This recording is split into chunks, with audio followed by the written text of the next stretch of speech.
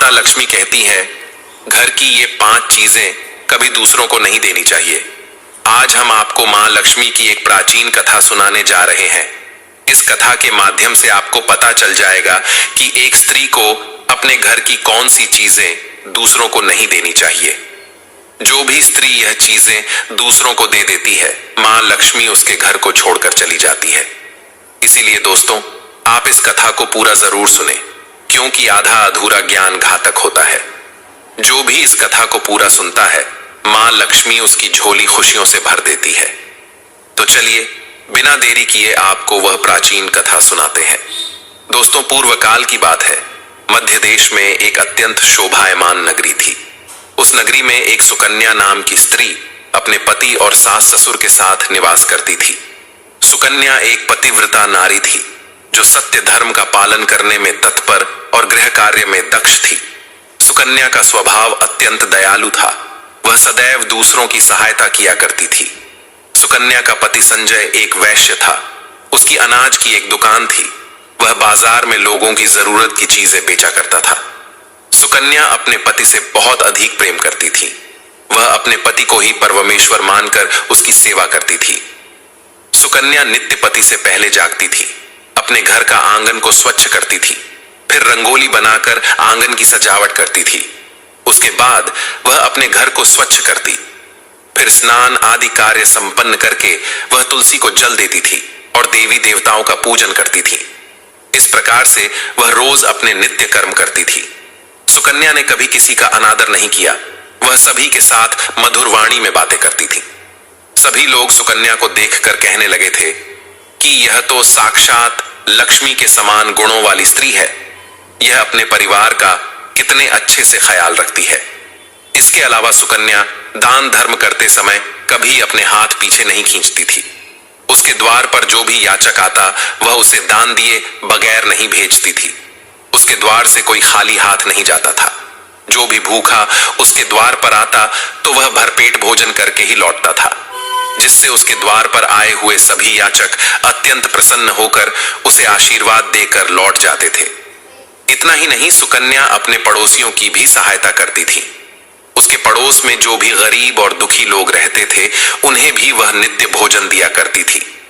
पड़ोसियों को जो जो चीजें लगती, सुकन्या बिना विचार किए ही दे दिया करती थी, जिस कारण से सुकन्या के पड़ोसी भी उसका बहुत अधिक सम्मान करते थे। वे कहते थे, अहो, यह सुकन्या तो साक्षात देवी है। देवी साक्षात मां अन्नपूर्णा ने ही सुकन्या के रूप में जन्म लिया है।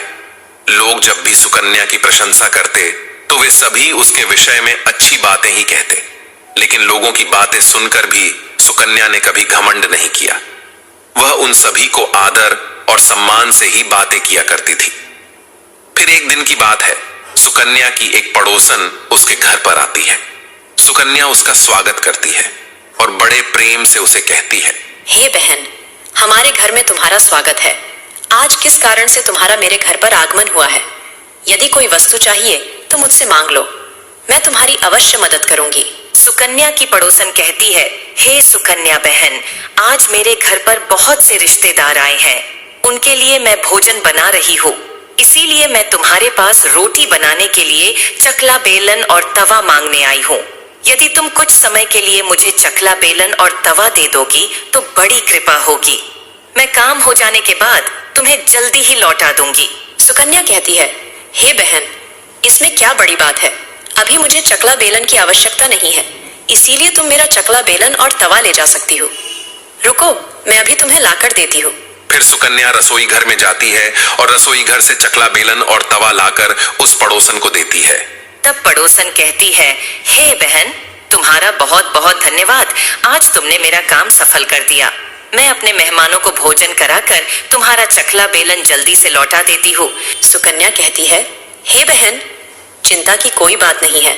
जब तुम्हारा कार्य पूर्ण हो जाएगा तब तुम मुझे लौटा देना। फिर वह पड़ोसन सुकन्या का चकला बेलन और तवा लेकर चली जाती है। कुछ समय बाद अन्य एक स्त्री सुकन्या के घर पर आती है। सुकन्या उसका भी प्रेम से स्वागत करती है और पूछती है, पधारो बहन, आज तुम्हें मुझसे क्या काम है? संकोच ना करो और बताओ, तुम्हें मुझसे क्या चाहिए? मैं तुम्हारी मदद जरूर करूंगी। तब वह स्त्री कहती है, हे बहन, मेरे घर में बहुत गंदगी हो गई है और मेरे घर को साफ करने के लिए मेरे पास कुछ भी नहीं है। इसीलिए मैं तुम्हारे पास झाड़ू मांगने के लिए आई हूँ। यदि तुम्हें कोई समस्या ना हो तो कृपा करके मुझे अपने घर की झाड़ू दे दो। मैं अपना घर साफ करके तुम्हें झाड़ू लौटा दूंगी। सुकन्या बिना विचार किए ही कहती है, हे बहन, बस झाड़ू ही तो है, इसमें क्या समस्या हो सकती है? तुम रुको, अभी मैं तुम्हें अपने घर की झाड़ू लाकर देती हूँ। इतना कहकर सुकन्या घर के अंदर जाती है और झाड़ू लेकर आती है और उस स्त्री को दे देती है। वह स्त्री सुकन्या के घर की झाड़ू लेकर चली जाती है। फिर कुछ देर बाद अन्य एक स्त्री सुकन्या के घर पर आती है। सुकन्या उसका भी बड़े प्रेम से स्वागत करती है। सुकन्या कहती है, पधारो बहन, क्या बात है, आज मेरे घर पर किस कारण से आना हुआ? तुम्हें जो कुछ भी चाहिए निसंकोच होकर कहो, मैं तुम्हारी सहायता करने का प्रयास अवश्य करूंगी। तब वह स्त्री कहती है, हे सुकन्या बहन, तुम बड़ी दयालु हो।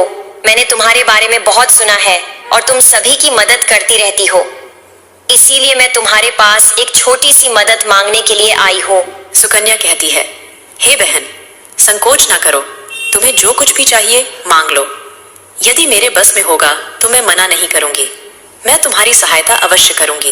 तब वह स्त्री कहती है, हे सुकन्या बहन, आज मेरी बेटी को देखने के लिए लड़के वाले आ रहे हैं, इसीलिए मैं चिंता में हूँ। मेरे पास पहनने के लिए एक भी गहना नहीं है, तो मैं अपनी बेटी को क्या दूँ? उसके पास पहनने के लिए अच्छे वस्त्र भी नहीं है। इसीलिए कृपा करके मुझे आप थोड़े गहने और वस्त्र उधार में दे दीजिए, केवल एक दिन के लिए। जब लड़के वाले देखकर चले जाएंगे तो मैं तुम्हारे गहने लौटा दूंगी। उस पड़ोसन की बात सुनकर सुकन्या कहती है, बस इतनी सी बात? हे बहन, तुम चिंता मत करो, तुम्हारी पुत्री मेरी छोटी बहन के जैसी है, उसकी सहायता मैं अवश्य करूंगी। मैं अभी तुम्हें मेरे गहने और साड़ी देती हूँ, जिसे पहनकर तुम्हारी पुत्री राजकुमारी लगेगी। फिर सुकन्या अंदर जाती है, गहने और साड़ी लेकर आती है और उस पड़ोसन को दे देती है। वह पड़ोसन प्रसन्न होकर सुकन्या के गहने और साड़ी लेकर चली जाती है। फिर शाम हो जाती है और अन्य एक पड़ोसन सुकन्या के घर पर आती है।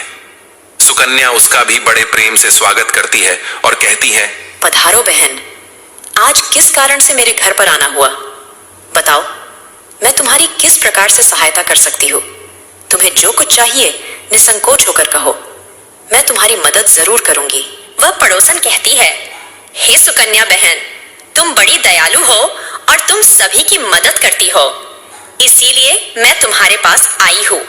मेरा बच्चा भूखा है और उसे पिलाने के लिए दूध नहीं है, इसीलिए मैं तुम्हारे पास दूध मांगने के लिए आई थी।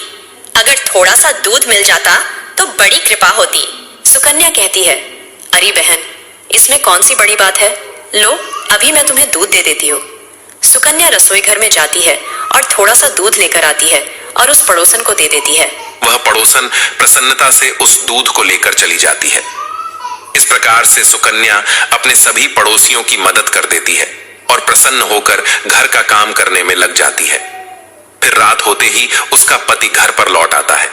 सुकन्या अपने पति को प्रणाम करती है और उसकी खूब सेवा करती है। रात को दोनों पति पत्नी आनंद से सो जाते हैं। फिर दूसरे दिन वे जागते हैं तो उन्हें एक बहुत ही बुरी खबर कानों पर पड़ती है।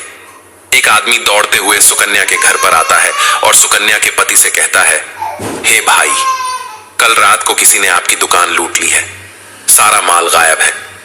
सुकन्या का पति एकदम से घबरा जाता है और दौड़ते हुए अपने दुकान पर जाता है तो देखता है उसका सारा माल किसी ने लूट लिया है। वह देखता है कि उसके दुकान में रखा हुआ सारा धन भी चोरी हो चुका है। वह दुखी और निराश होकर घर पर लौटता है और सुकन्या को सारी बात बताता है, जिसे सुनकर सुकन्या बहुत दुखी हो जाती है। सुकन्या कहती है, आप चिंता न कीजिए जी, हमारे घर में अभी बहुत सारा धन रखा हुआ है, जिससे आप फिर से व्यापार शुरू कर सकते हैं। फिर सुकन्या अपने घर की तिजोरी में देखती है तो वह भी पूरी तरह खाली दिखाई देती है। उसके अंदर का भी सारा माल अब चोरी हो चुका था। यह देखकर सुकन्या बहुत दुखी हो जाती है। उसे समझ में नहीं आता कि यह कैसे हुआ। सुकन्या का पति उस पर बहुत क्रोधित हो जाता है और पूछता है, सुकन्या, सच सच बताओ, हमारे घर के अंदर रखा हुआ सारा पैसा कहाँ गया? सुकन्या कहती है, हे स्वामी, मैं घर पर ही थी, सारा धन तिजोरी में ही था। किसने इसे चुरा लिया पता नहीं। कृपया आप शांत हो जाइए, हम कोई ना कोई उपाय जरूर ढूंढ लेंगे। सुकन्या का पति कहता है, ये जो तुम दूसरे लोगों को घर पर बुलाकर खिलाती हो, अनजान लोगों को घर में बुलाती हो, उसी का फल है ये। उन्हीं में से किसी ने हमारे घर का सारा पैसा चुरा लिया है। क्रोध में आकर सुकन्या का पति उसे भला बुरा कहता है।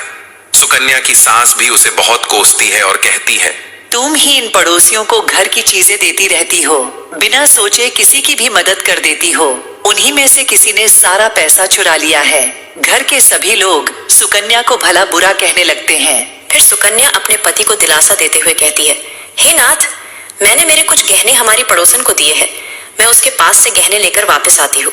फिर सुकन्या उस गरीब पड़ोसन के घर पर जाती है तो देखती है उसके घर पर कोई नहीं होता है।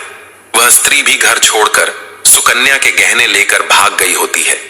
सुकन्या निराश होकर घर पर लौटती है और अपने पति को सारी बात बता देती है। सुकन्या की बात सुनकर उसका पति आग बबूला हो जाता है और सुकन्या को भला बुरा कहने लगता है। सुकन्या का पति कहता है, हे सुकन्या, तुम बड़ी मूर्ख हो, तुम्हारे ही कारण हमारा सारा धन वैभव चला गया है। तुम्हारे दान देने की आदत के कारण ही हमारे ऊपर यह मुसीबत आन पड़ी है। अब तू इस घर में नहीं रह सकती, तू अभी इसी क्षण इस घर को छोड़कर चली जा।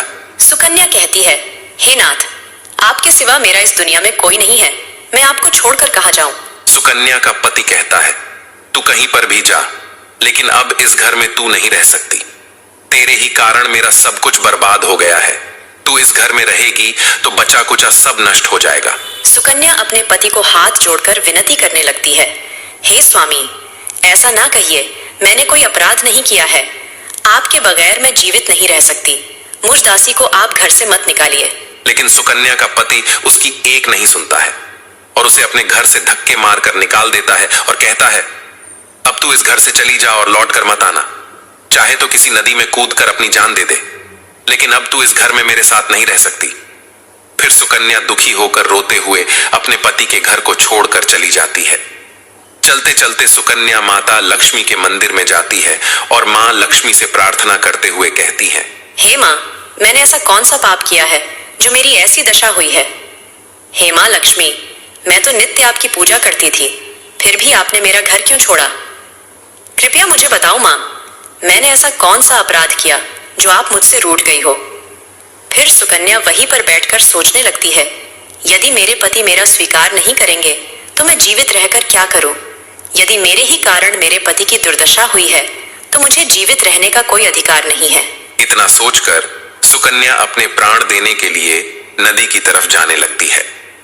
नदी के पास जाकर सुकन्या माता लक्ष्मी से प्रार्थना करती है, हे माँ लक्ष्मी, अब मैं अपने प्राण देने जा रही हूँ।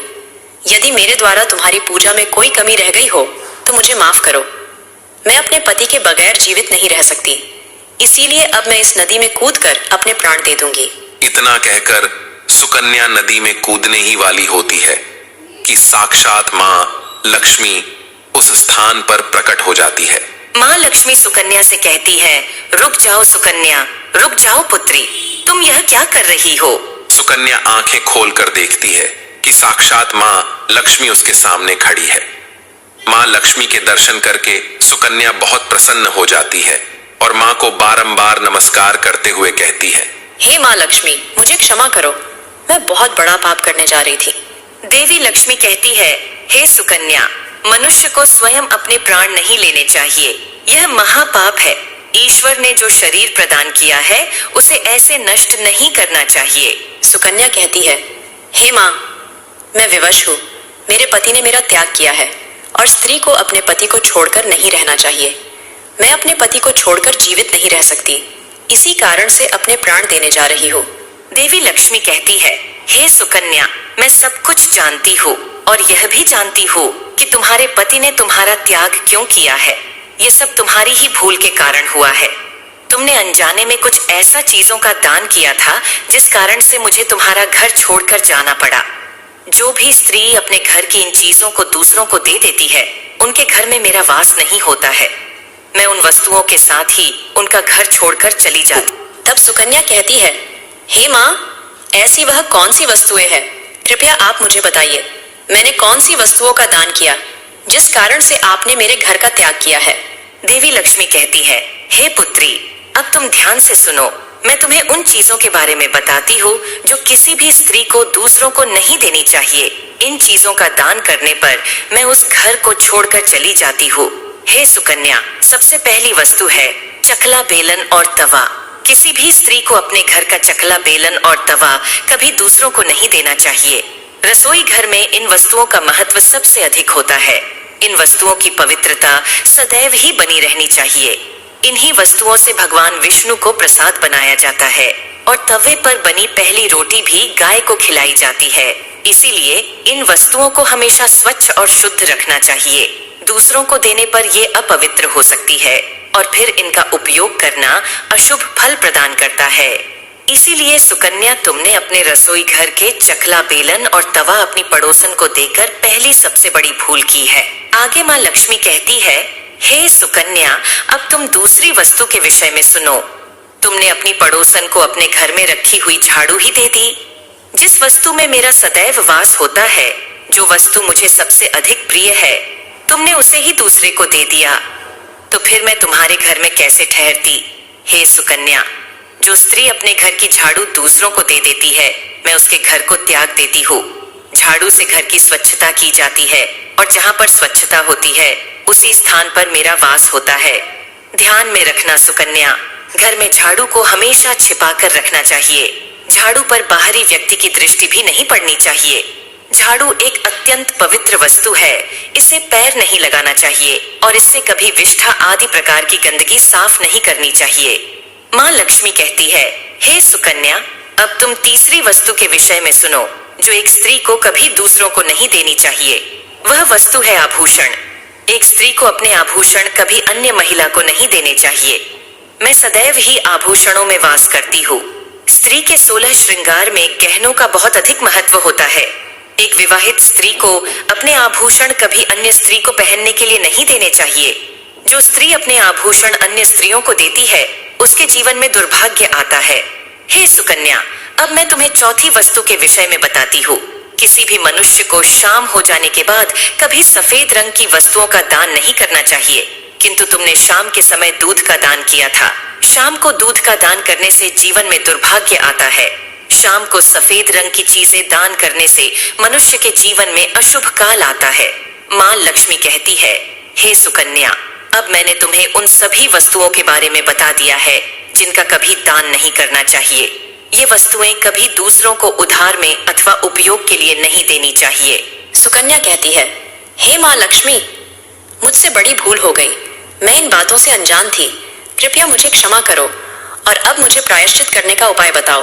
देवी लक्ष्मी कहती है, हे सुकन्या, तुमने प्रायश्चित पहले ही कर लिया है, इसीलिए अब तुम अपने घर पर लौट जाओ। मैं तुम्हें तुम्हारा संपूर्ण वैभव और धन संपत्ति लौटा देती हूँ। इतना कहकर माँ लक्ष्मी उस स्थान से अंतर्ध्यान हो जाती है।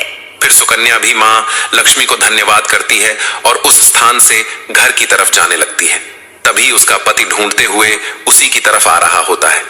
वह सुकन्या के पास आकर उससे क्षमा मांगता है और कहता है, हे सुकन्या, मुझे माफ करो। मैंने तुम्हें बहुत भला बुरा कहा था। तुम तो साक्षात देवी के समान हो। माँ लक्ष्मी की कृपा से हमें अपना सारा धन वैभव वापस मिल गया है। जिन लोगों ने हमारा धन लूटा था, उन सभी ने हमारा धन हमें लौटा दिया और तुम्हारा नाम लेते हुए क्षमा मांग ली है। यह सुनकर सुकन्या बहुत प्रसन्न होती है और अपने पति के साथ घर पर लौट जाती है। माँ लक्ष्मी की कृपा से सुकन्या के घर में फिर से सुख समृद्धि आती है और उसके बाद से सुकन्या ने अपने घर की ये 4 चीजें कभी दूसरों को नहीं दी। तो दोस्तों, उम्मीद है आपको यह कथा पसंद आई होगी। वीडियो को लाइक जरूर करें और कमेंट में जय मां लक्ष्मी जरूर लिखें। साथ ही चैनल को सब्सक्राइब करें। आप सभी का धन्यवाद।